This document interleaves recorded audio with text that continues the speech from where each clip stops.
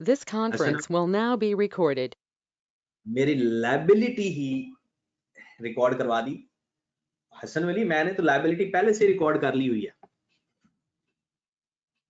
ठीक है, चलें जी, बिस्मिल्लाह करते हैं।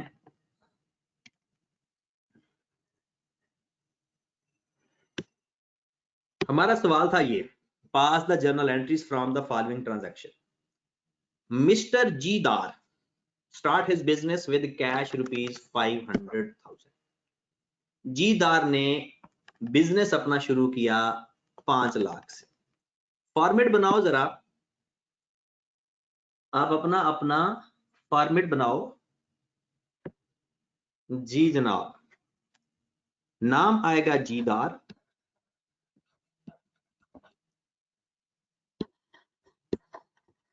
जर्नल।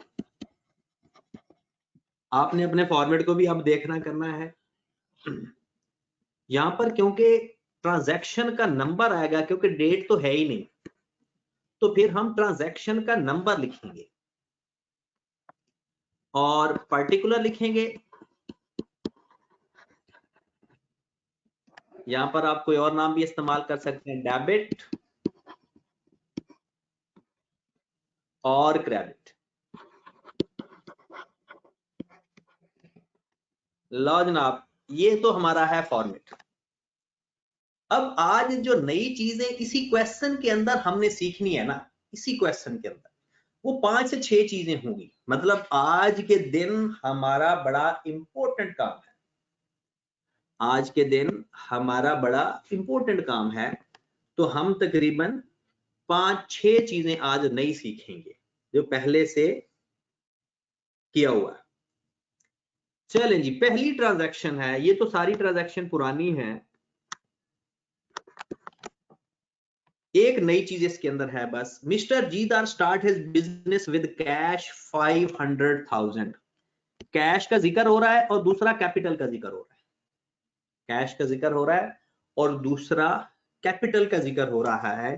तो मेरे भाई एंट्री पास हो जाएगी, cash account debit, capital account credit, 5 lakh से। आपने अपने मार्क्स को देने हैं आज, हर ट्रांजैक्शन 1 नंबर की है। ठीक हो गया जनाब। अब पहली बात जो आज मैं सिखाने लगा हूं वो होता है journal entry with narration. Journal entry with narration. Journal entry with narration. मतलब नरेशन का मतलब क्या है कि आपने ये भी बताना है कि आपने जर्नल एंट्री किस चीज की पास की है। वो कहां पे लिखते हैं? जर्नल एंट्री के बिल्कुल नीचे। तो आप लिखोगे बिजनेस स्टार्ट विद कैश, बस इतना ही लिखना काफी है। बिजनेस स्टार्ट विद कैश, ये नरेशन है। नरेशन में क्या लिखते हैं? जो ट्रांजैक्शन आपने पास की है, और अगर आपको ना समझ लग जाए तो जो ट्रांजैक्शन में लिखा हुआ है वही लिख देते हैं कि बिजनेस स्टार्ट किया, बस अमाउंट नहीं लिखते नरेशन के अंदर। नरेशन के अंदर अमाउंट नहीं लिखते, ये बताते हैं कि आपने जर्नल एंट्री किसकी पास किया है। तो हमने लिखा कि हमने एंट्री पास की है बिजनेस स्टार्ट होने की, जो कैश की सूरत में होता है। ओके होगी बात। दूसरी ट्रांजैक्शन, आज की पहली बात नरेशन लिखना मैं सिखा रहा हूं। पेपर में लिखनी है या नहीं लिखनी ये हम एंड पे सीखेंगे। अभी सिर्फ लिखने का तरीका सीख रहे हैं और सिर्फ मैं आपको एक ही क्वेश्चन में लिखने का तरीका सिखाऊंगा, बाकी हो जाएगा, बाकी आराम से हो जाएगा। ये इतनी आसान चीजें हैं। दूसरी ट्रांजैक्शन है गुड्स परचेज फॉर ₹150,000। जब गुड्स परचेज करते हैं तो परचेज अकाउंट डेबिट होता है।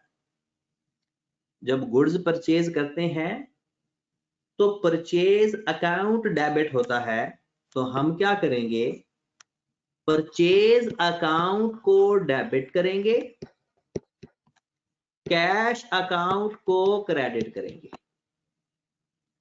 जब गुड्स खरीदते हैं तो परचेज अकाउंट, बाकी कोई चीज खरीदें उस चीज का नाम लिखते हैं।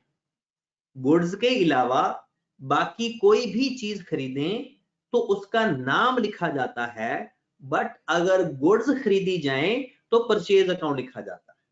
150,000 आई थिंक।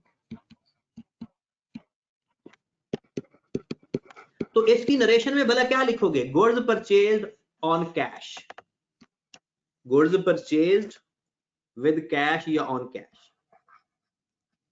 कुछ भी लिख सकते हो, बस मतलब वही होना चाहिए। गुड्स परचेज्ड ऑन कैश, ये एंट्री भी पास होगी हमारी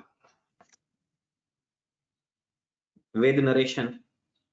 अगर वो क्वेश्चन के अंदर कह दे कि नरेशन इज नॉट रिक्वायर्ड, अगर वो क्वेश्चन के अंदर कह दे नरेशन इज नॉट रिक्वायर्ड, फिर तो नरेशन लिखते ही नहीं है। जब वो खुद से कह दे narration is not required. Okay होगी बात? चले जनाब आगे चलते हैं। तीसरी ट्रांजैक्शन के ऊपर आपने सिर्फ वेरीफाई करना है। जिसने नहीं किया हुआ फिर ऑब्वियसली उसने साथ साथ क्वेश्चन करने भी हैं। ही पेड सैलरी 20,000, सैलरी का जिक्र हो रहा है, सैलरी हमारा एक्सपेंस है, सैलरी का जिक्र हो रहा है और सैलरी हमारा एक्सपेंस है, तो एंट्री पास होगी salary debit cash credit. Account लिखो या ना लिखो इतना कोई मसला नहीं होता, अकाउंट साथ लिखना या ना लिखना कोई बड़ी डील नहीं है। तो हम क्या लिखेंगे? Paid salary in cash, paid salary in cash, paid salary in cash. Okay होगी बात? चौथी ट्रांजैक्शन जी जनाब, ही परचेज फर्नीचर विद कैश ₹40,000।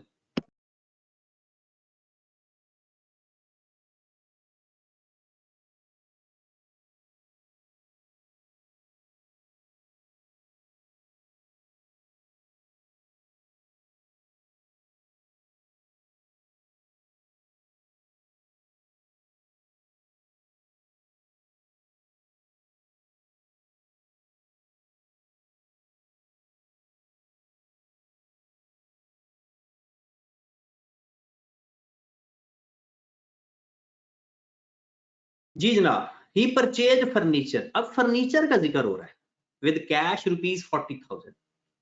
तो फर्नीचर का जिक्र हो रहा है, फर्नीचर हमारा एसेट है। अब तो बताने की भी जरूरत नहीं है, जितनी दफा आपने लिस्ट याद कर ली है। और कुछ लोग जिनके लेक्चर्स पहले शुरू स्टार्ट हैं, मैंने उनको सारे पिछले लेक्चर सेंड कर दिए हैं, वो काइंडली अपने लेक्चर सारे एक दफा पढ़ेंगे तो यहां तक पहुंच जाएंगे। फिर भी कोई इशू है तो कोई लाहौर का बंदा है तो वो कॉलेज आकर डिस्कस कर सकता है, कोई आउट ऑफ लाहौर है तो वो मुझे मैसेज करके डिस्कस कर सकता है, वॉइस मैसेज के जरिए वो पिक्चर सेंड करे उस चीज की जो उसे समझ नहीं लगी, और साथ वॉइस मैसेज में बताया कि उसे प्रॉब्लम क्या आ रहा है। ठीक है, तो मैं इंशाल्लाह रिप्लाई कर दूंगा। क्वेश्चन नंबर ट्रांजैक्शन नंबर 4 है कि हमने फर्नीचर खरीदा, तो फर्नीचर हमारा डेबिट होगा, कैश हमारा क्रेडिट होगा। फर्नीचर हमारा डेबिट होगा और कैश हमारा क्रेडिट होगा। अगर इसकी कोई कहता है नरेशन लिखो तो हम लिखेंगे furniture purchased on cash, furniture purchased on cash. वही ट्रांजैक्शन लिखनी होती है नरेशन के अंदर। 5वें नंबर पे he sold goods for ₹220,000, उसने 2,20,000 की चीजें बेची, उसने 2,20,000 की चीजें बेची। तो सेल हमेशा क्रेडिट होता है, तो cash account debit, sale account credit. Sale हमेशा क्रेडिट होता है। कितनी अमाउंट है? 2,20,000 2,20,000 cash account debit, sale account credit. Transaction number 6। और साथ ही आपको एक और बात भी मैं बता दूं, इस मंडे को हमारा जर्नल एंट्री का टेस्ट भी होगा। इस मंडे को हमारा जर्नल एंट्री का टेस्ट भी होगा, ठीक है? तो इसलिए अपनी तैयारी साथ साथ रखो। 6th ट्रांजैक्शन है हमारी, ही परचेज स्टेशनरी विद कैश ₹5,000। उसने स्टेशनरी खरीदी 5,000 की, तो हम क्या करेंगे? 5,000 स्टेशनरी अकाउंट डेबिट। दोनों में से कोई एक चीज का भी पता चल जाए ना कि डेबिट हो रही है या क्रेडिट हो रही है, दूसरी चीज ऑटोमेटिकली पता चल जाएगा। 500 की स्टेशनरी खरीदी है या 5,000 की खरीदी है? 5,000 की, बड़ी स्टेशनरी खरीद ली है। इसे महंगाई इतनी ज्यादा है, 5,000 में क्या आना है? और अगर इसकी नरेशन लिखना चाहो तो क्या लिखोगे? Stationery purchase on cash. ऊपर वाले की स्टेशनरी मैंने नहीं लिखी, तो आप गुड्स सोल्ड ऑन कैश लिख दो। Stationery purchased on cash. और अगर उधार पे खरीदेंगे तो हम उधार का लिख देंगे, ऑन क्रेडिट लिख देंगे। Transaction number 7, he sold goods, he purchased goods for ₹200,000 on credit। लो जना, क्रेडिट का जिक्र हो गया कि आपने चीजें तो खरीदी हैं। जब भी चीजें खरीदेंगे परचेज अकाउंट डेबिट होगा। जब भी चीजें खरीदोगे परचेज अकाउंट में डेबिट होना है। अब कैश क्रेडिट नहीं हो रहा क्योंकि चीजें तो उधार पे खरीदी। अब आपका कैश यहां पर क्रेडिट नहीं हो रहा, तो क्रेडिट फिर क्या हो रहा है? आपकी लायबिलिटी, मतलब परचेज अकाउंट आपने डेबिट कर दिया और क्रेडिटर्स या अकाउंट पेबल को आप क्रेडिट करोगे। कितनी अमाउंट से? 2 लाख से। या क्रेडिटर भी यहां पर आप लिख सकते हो। नरेशन में क्या लिखोगे? Goods purchased on credit. जब कैश पे लेते थे तो कैश लिखते थे, अब उधार पे लिया है तो क्या लिखेंगे नरेशन में? Goods purchased on credit.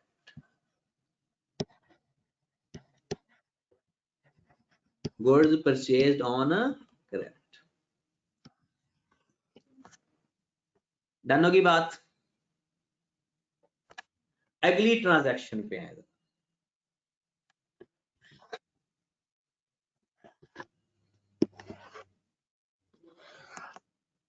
आठवीं ट्रांजैक्शन हमारी है, he draw cash for personal use. तो जब भी कोई चीज ड्रॉ करते हैं, ड्रॉइंग इज डेबिट। जब भी कोई चीज ड्रॉ करते हैं, ड्रॉइंग इज डेबिट, और जो चीज ड्रॉ करते हैं वो क्रेडिट। जब भी कोई चीज ड्रॉ करते हैं तो ड्रॉइंग डेबिट, और जो चीज ड्रॉ करते हैं वो चीज क्रेडिट।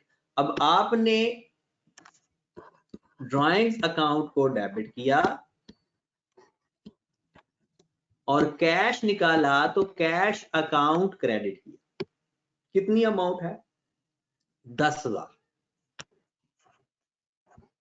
तो यहां पर 10,000 और यहां पर भी 10,000। नरेशन में क्या लिखेंगे? Cash draw for personal use, या कैश ड्रॉइंग भी लिख सकते हैं। Cash draw for personal use.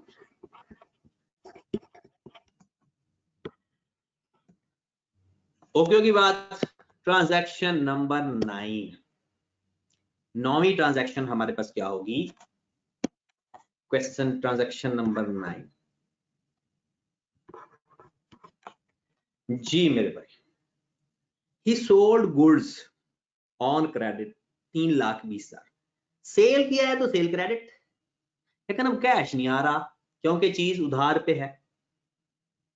अब हमारे पास कैश नहीं आ रहा क्योंकि गुड्स हमने उधार पे बेची हैं, तो हम एंट्री क्या पास करेंगे, हम एंट्री पास करेंगे अकाउंट रिसीवेबल डेबिट, क्योंकि ये भी हमारा एसेट ही होता है। Account receivable debit sale account credit 3,20,000 से 3,20,000 से। और अगर आपने इसकी नरेशन लिखनी है, गुड सोल्ड ऑन क्रेडिट या sale on credit, simple sale on credit या गुड्स सोल्ड ऑन क्रेडिट। 10वीं ट्रांजैक्शन में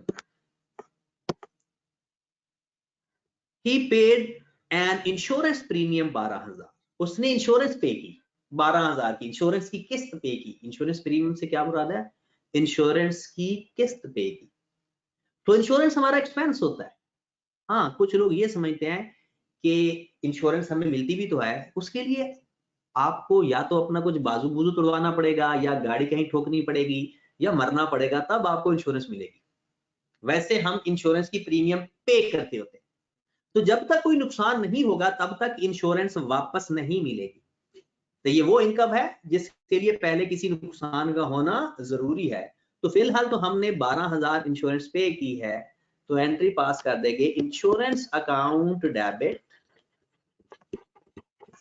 cash account credit 12,000, insurance account debit paid insurance premium, इसकी नरेशन आ जाए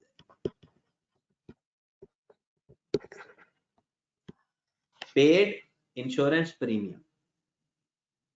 डन होगी बात, ओके होगी बात। चलें जी आगे चलते हैं।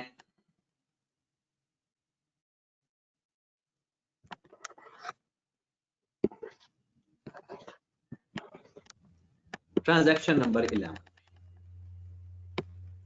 ट्रांजैक्शन नंबर 11 सबसे इंपॉर्टेंट और आज की नई ट्रांजैक्शन।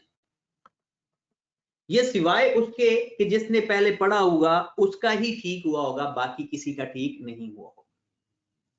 तो मेरे भाई, he draw goods for personal use है, तो ये ड्राइंग्स कैश ड्रा करो तो कैश डेबिट, और गुड्स ड्रा करोगे तो ड्राइंग्स ने तो डेबिट ही होना है, ड्राइंग्स ने तो डेबिट ही होना है।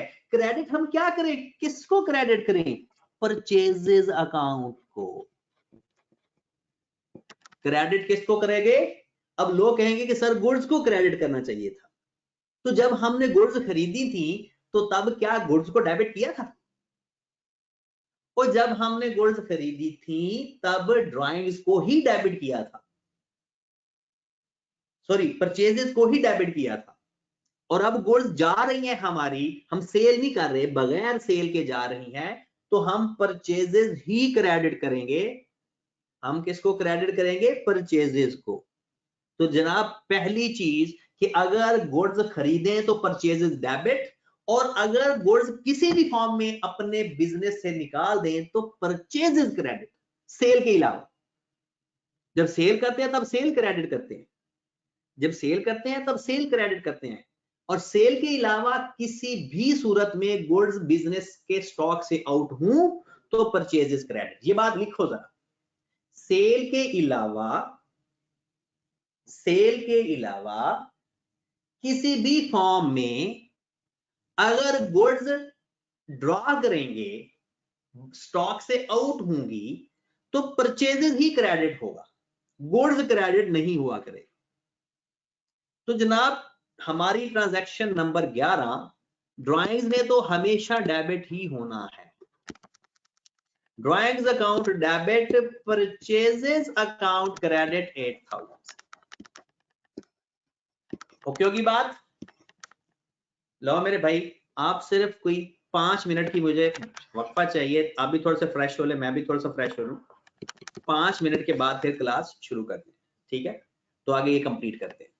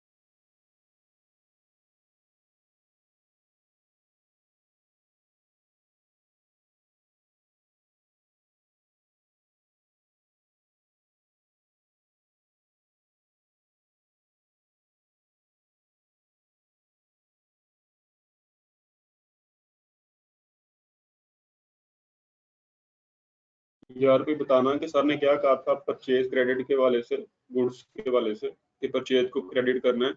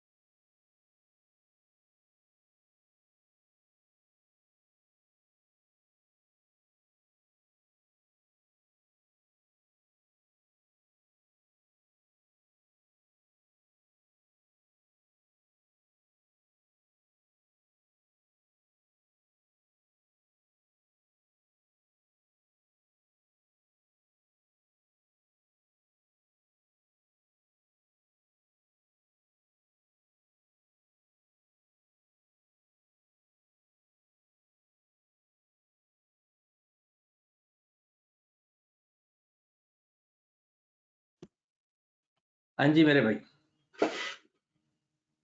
आ जाए वापस।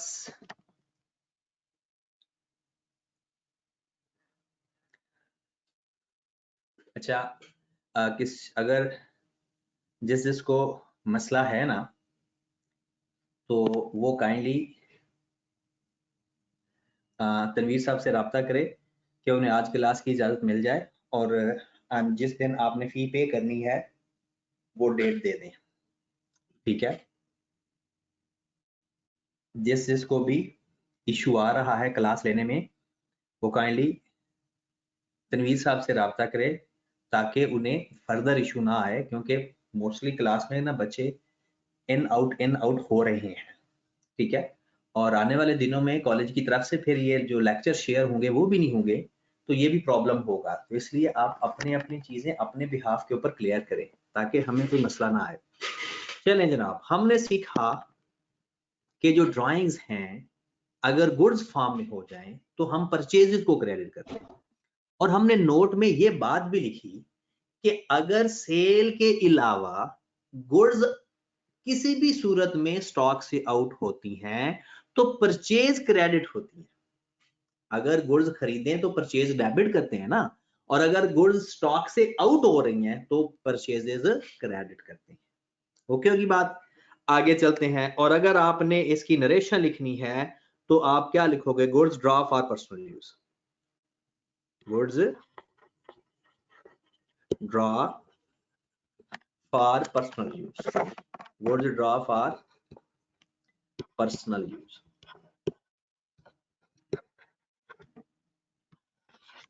हाँ जी, 12वीं ट्रांजैक्शन हमारी है ट्रांजैक्शन नंबर 12।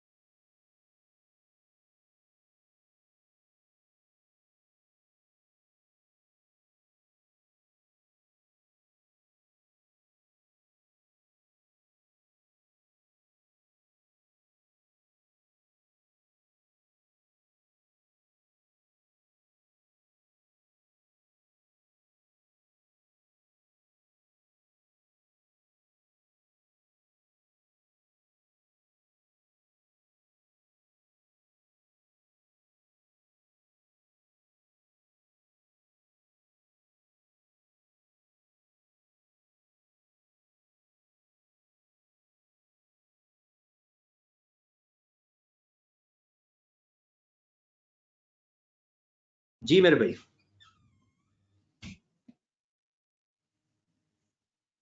अब हमने 12वीं ट्रांजैक्शन करनी है। 12वीं ट्रांजैक्शन में he received cash from debtor, cash आ रहा है, कैश डेबिट। कहां से आ रहा है? डेटर्स से आ रहा है, तो debtors credit. Cash debit, debtors credit. अब डेटर्स क्रेडिट क्यों कर रहे हैं? डेटर्स हमारे एसेट की लिस्ट में है, ये हमारे रिसीवेबल्स होते हैं। जब हम पैसे रिसीव कर लेंगे तो तब हम अपने रिसीवेबल कम कर देंगे।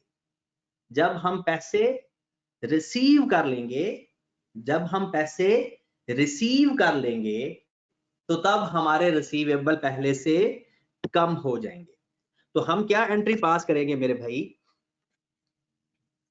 हाँ जी बताएं साथ। हाँ, कि cash account debit, account receivable credit. Debtors और अकाउंट रिसीवेबल एक ही चीज है, तो अगर एक नाम इस्तेमाल करेंगे तो सारी जगह वही इस्तेमाल करेंगे। ऐसा कभी नहीं करेंगे कि कभी डेटर लिख दिया, कभी अकाउंट रिसीवेबल लिख दिया, ऐसा काम नहीं करना।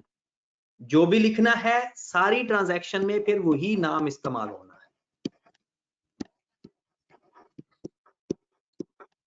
तो आप लिख सकते हो cash receive from debtor narration के अंदर, cash receive from debtors. Transaction number 13, ये तो आपको आती है सारी transaction. He paid cash to creditors, उसने क्रेडिटर को कैश पे किया, तो कैश तो क्रेडिट हो रहा है साफ साफ। क्रेडिटर को पे किया तो क्रेडिटर हमारी लायबिलिटी है, और लायबिलिटी हमारी कम हो रही है, लायबिलिटी हमारी कम हो रही है।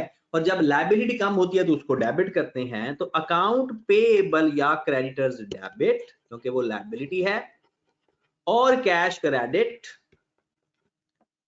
कितने पैसे दिए हैं आपने अपने क्रेडिटर्स को? 1,20,000, 1,20,000। जी जनाब।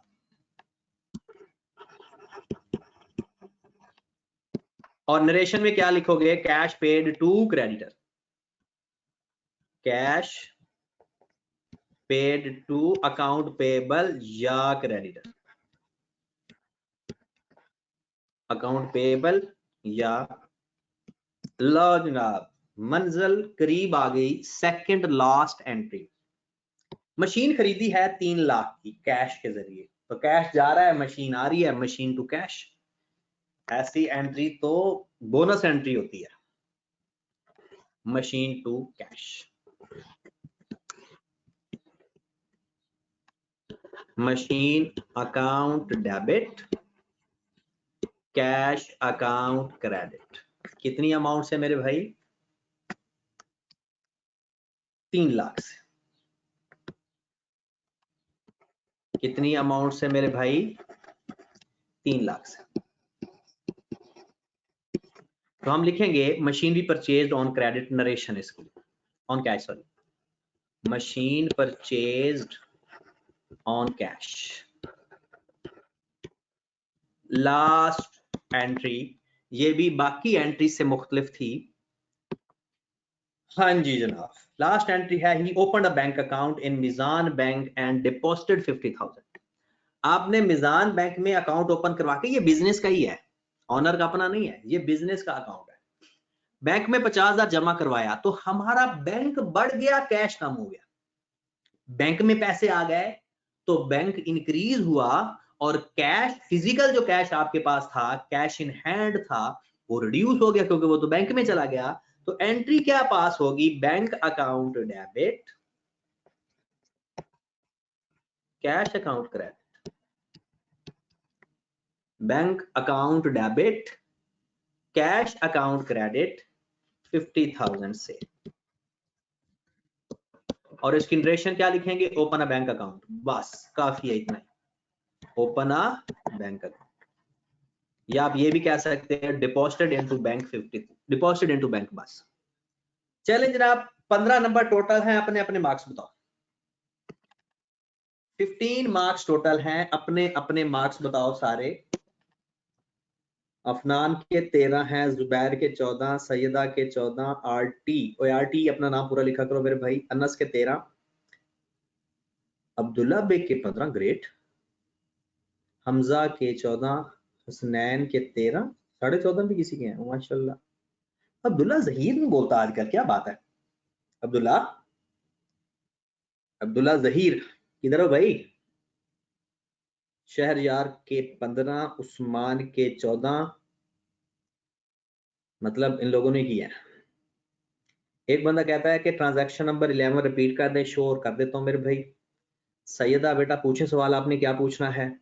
इजाजुल हक 10 नंबर बहुत थोड़े हैं। रमजान के 13 हैं, अदील के 15 हैं, गुड।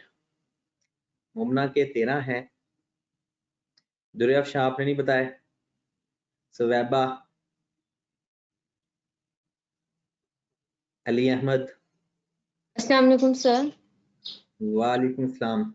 जी बेटा। सर वो मैंने क्वेश्चन पूछना था कि सर ये जो हमारे 12 और 13 है क्वेश्चंस, इसमें हम कह रहे हैं कि जो हमारा सेकंड पर्सन है वो डेटर है, तो सर डेटर तो वो होता है जो रिसीव करता है, तो हम रिसीव कर रहे हैं पैसे, तो हम भी डेटर ही हुए।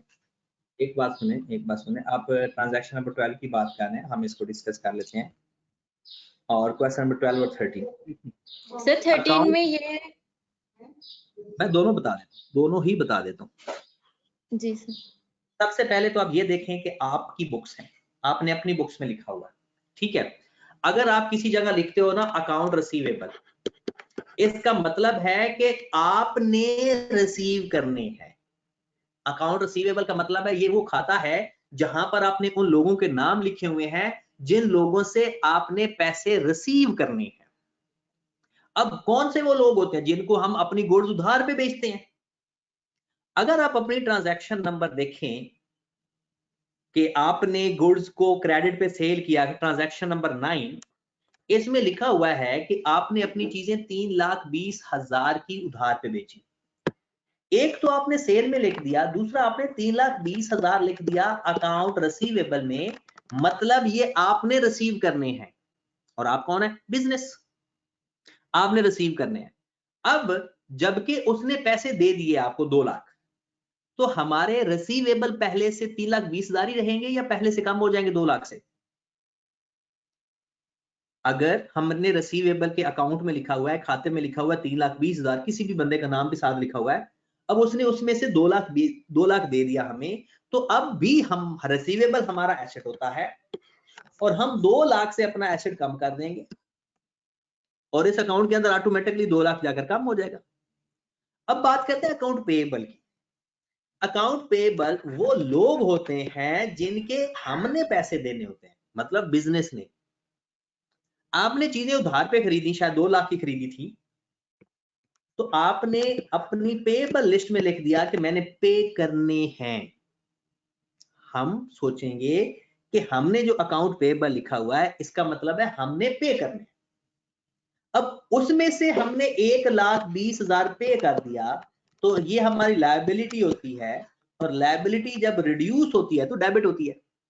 जाहिर सी बात है, जब पैसे पे करेंगे तो लायबिलिटी तो वो नहीं रहेगी ना जो पहले थी। ओके जी, और कोई सवाल है तो आप बताएं।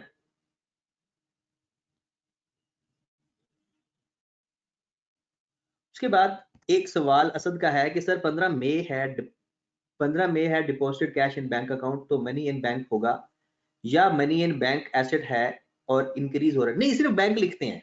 पैसे बैंक में बढ़ रहे हैं तो बैंक डेबिट करी जाओ, कम हो रहे हैं तो बैंक क्रेडिट करी जाओ, क्योंकि बैंक एसेट है।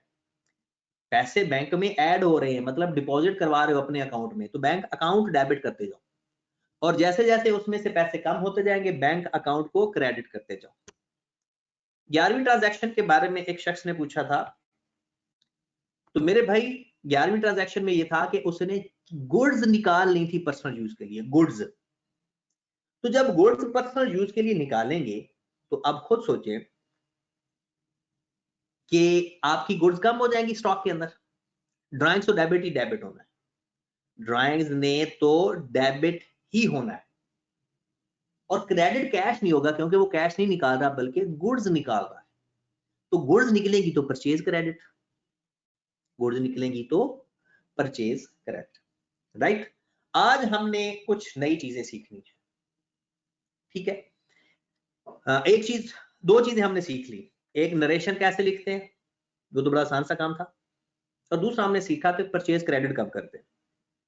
आज हमने मजीद इसको आगे कंटिन्यू करना है, इसके अलावा भी चीजों को फर्दर भी देखना है। ओके की बात। चलें जी,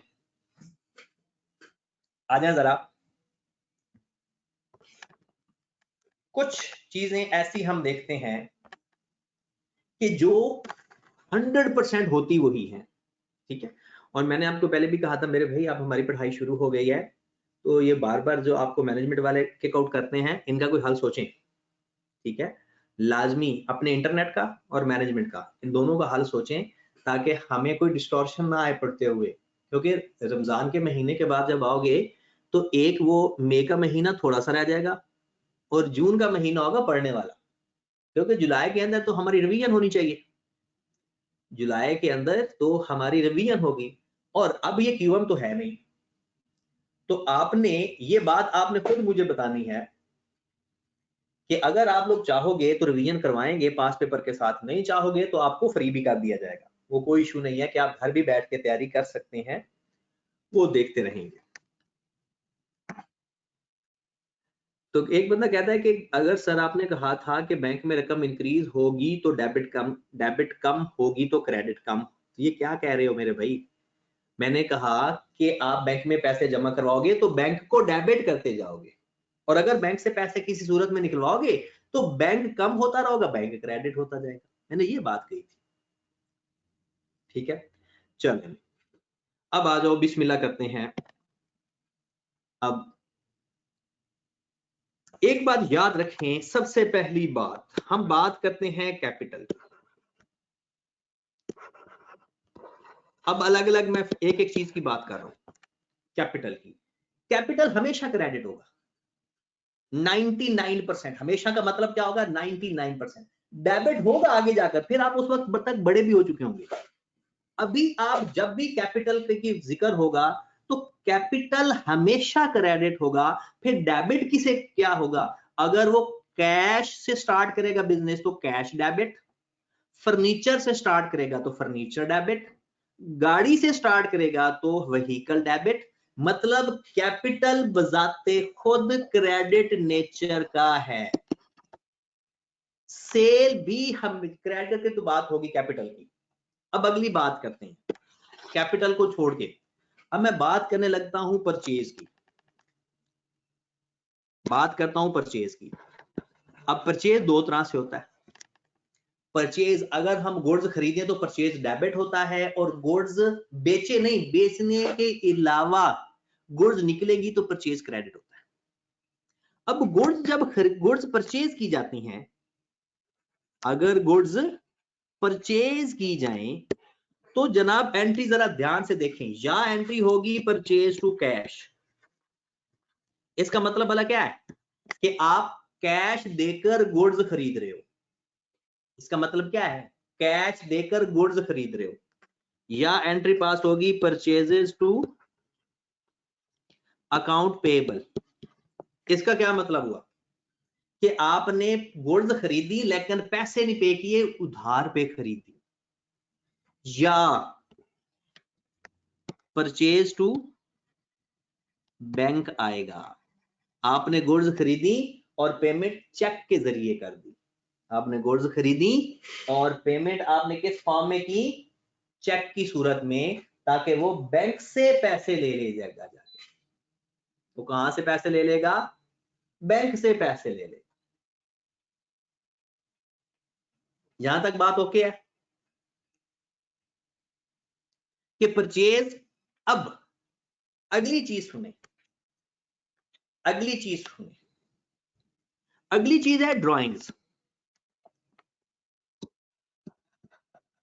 ड्राइंग्स हमेशा डेबिट होती, ये क्रेडिट होती ही नहीं है।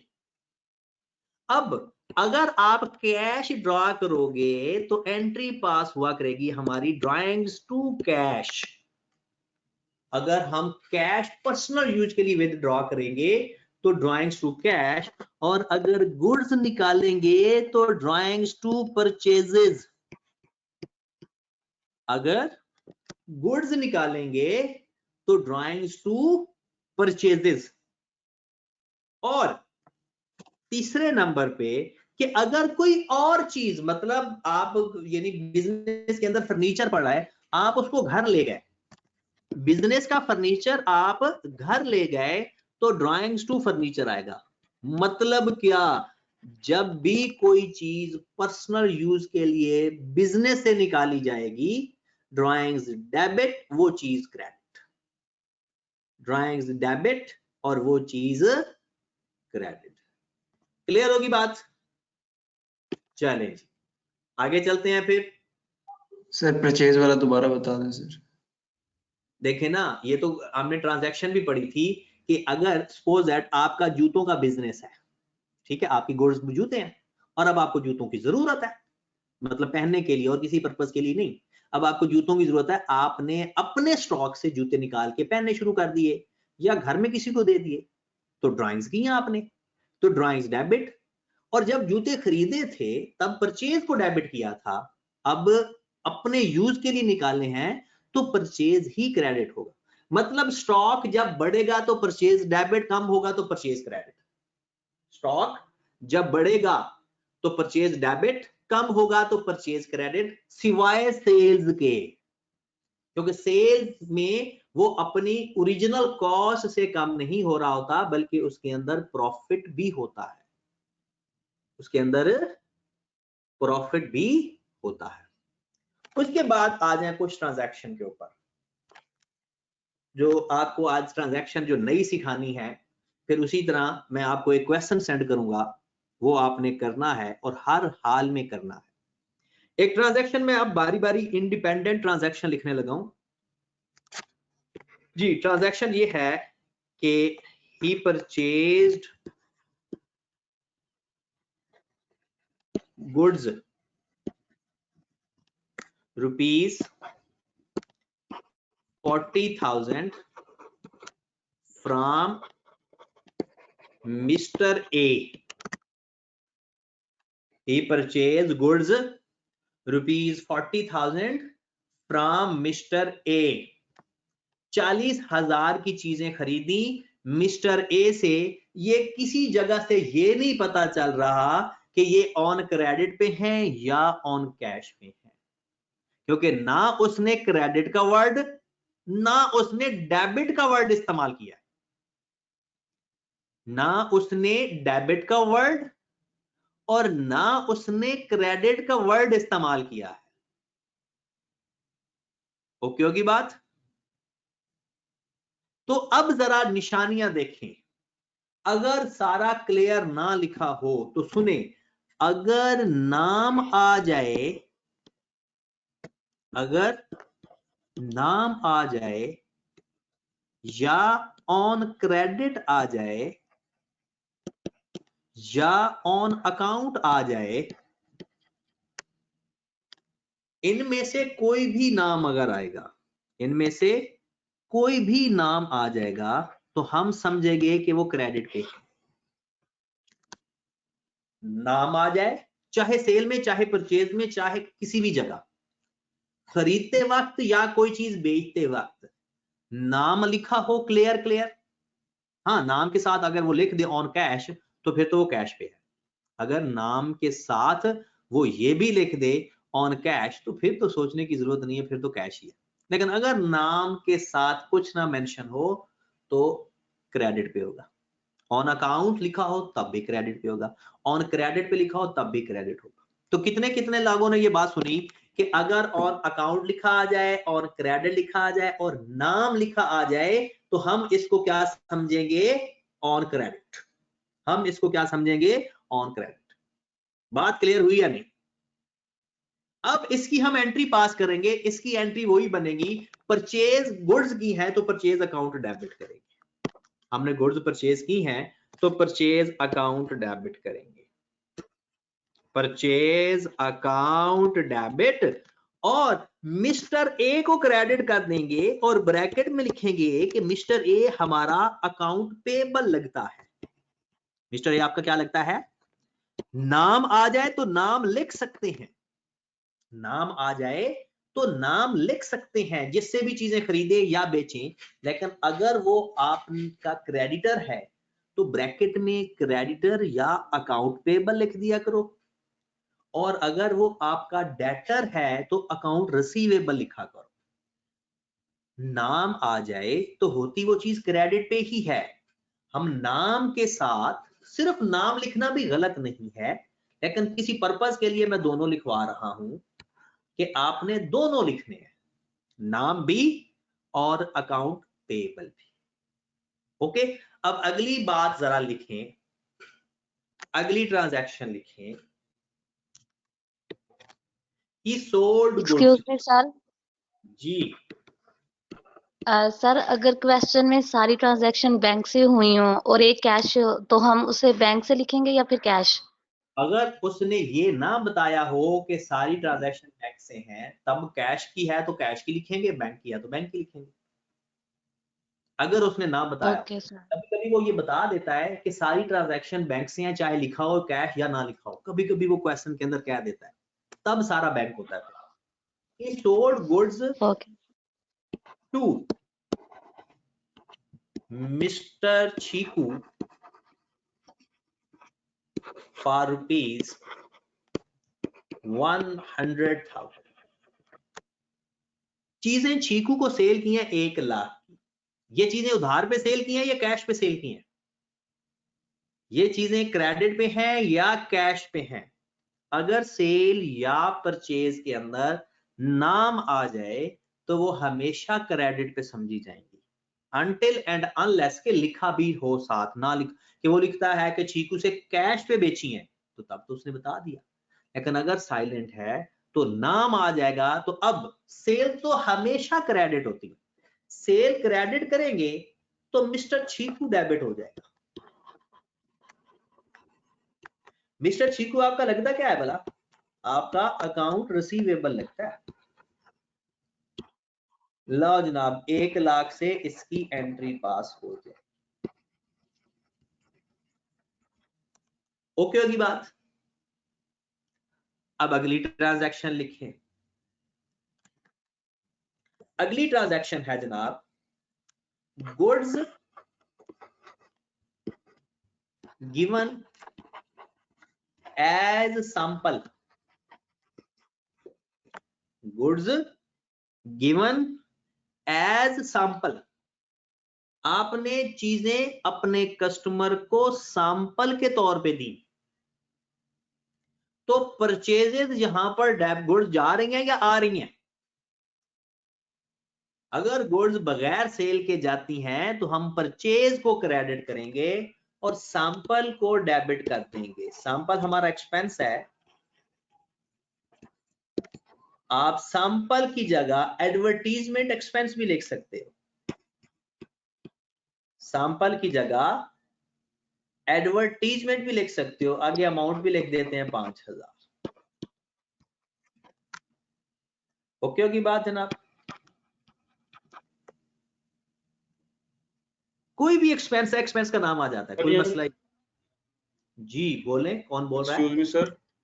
जी जी सर ये परचेज क्यों लिखा है यहाँ पे? मैंने आपको पहले इतनी देर में तकरीर की थी कि जब भी गुड्स हम खरीदते हैं तो डेबिट किसको करते हैं? जब गुड्स खरीदते हैं परचेज को, और जब हमारी गुड्स स्टॉक से जा रही होंगी, आउट होंगी विद सेल के अलावा, तो तब भी परचेज क्रेडिट होगा। गुड्स आती हैं तो परचेज डेबिट, और गुड्स निकलेंगी तो परचेज क्रेडिट। यानी जिस जगह आपको लगता है ना गुड्स लिखना चाहिए वहां परचेज वहां पर आपको लगता है। लेकिन सर अगर यहाँ पे देखा जाए तो यहाँ पे परचेज और सेल का जिक्र भी नहीं हुआ। तो सैंपल के तौर पर चीजें दी है ना, तो आपकी गुड्स कम हुई या नहीं स्टॉक के अंदर? आपकी गुड्स सर कम इस हुई? तरह तो फिर गुड्स एसिड थी ना, हमारा गुड्स एसिड नहीं गुड्स थी। हमारी गुड्स हमारा एसेट नहीं होता, और अगर उसको एसेट कंसीडर भी करो ना तो तब भी एसेट कम ही हो रहा है, और एसेट भी कम करोगे यस सर। तो क्रेडिट, और अगर उसको एक्सपेंस समझ के करोगे नहीं, तब भी कम। मैं ठीक वो है, यानी कि उसको कंसेप्ट को क्लियर करना चाह रहा हूँ ना, इसलिए मैंने पूछ रहा हूँ। ओके ओके कोई इश्यू नहीं है। ओके जनाब नेक्स्ट चलते हैं। और यस सर, ये थैंक बात बता दी ना कि मेरे भाई जब भी आप लोगों ने गुड्स खरीदनी है तो परचेज को डेबिट, और जैसे ही गुड्स की सेल के अलावा किसी भी सूरत में आपको लगे ना कि आपके स्टॉक से आउट हो रही हैं तो वो आपने परचेज को क्रेडिट करना है। अब अगली इसी चीज की एक एंट्री पास कर लेते हैं। Goods lost by theft. अस्सलाम वालेकुम सर। सर जी ये जो अकाउंट रिसीवेबल्स हैं ये किस रजिस्टर में हम लिखेंगे? रात को भी मुझे बड़ी कंफ्यूजन हुई थी। का अपना होता है रजिस्टर, अपना अकाउंट होता है, अकाउंट रिसीवेबल का अपना होता है। अच्छा ठीक है सर, मतलब कि एज इट इज लिख देंगे हम के डेटर्स अकाउंट क्रेडिट या डेबिट व्हाटसएवर, मतलब कि हम नाम लिखें। ठीक हो गया सर। चले जी, गुड्स लॉस्ट बाय थेफ्ट, चीजें आपकी चोरी हो गई हैं, मतलब आपका स्टॉक थोड़ा सा चोरी हो गया। तो पहले तो ये बताओ कि आपका जो स्टॉक चोरी हुआ है उससे आपका स्टॉक कम हुआ या ज्यादा? आपकी गुड्स कम हुई या ज्यादा? ऑब्वियसली कम हुई, क्योंकि स्टॉक से चीजें ले गया ना, वो रखने थोड़ी आया था। तो हमारा स्टॉक कम हो रहा है, मतलब हम परचेज क्रेडिट करेंगे, और चीजें चोरी हो जाएं या चीजों को आग लग जाए या कुछ इस तरह के हिसाब किताब हो जाए तो इसको लिखा जाता है एबनॉर्मल लॉस। इस एक्सपेंस का नाम क्या होता है? Abnormal loss. इस एक्सपेंस का नाम क्या होता है? एबनॉर्मल लॉस, और परचेज क्रेडिट हो जाएगा।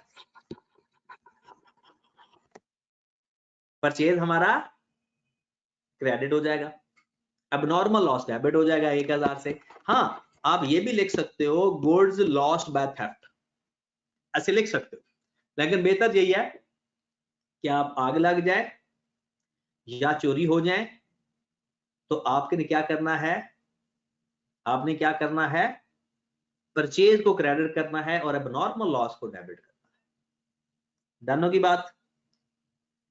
चले मेरे भाई, आज के लिए इतना काफी है और कल मैंने आपको कंपाउंड एंट्री सिखानी है। कल इंशाल्लाह जर्नल एंट्रीज का लास्ट लेक्चर होगा। कल के दिन जर्नल एंट्रीज का हमारा लास्ट लेक्चर होगा।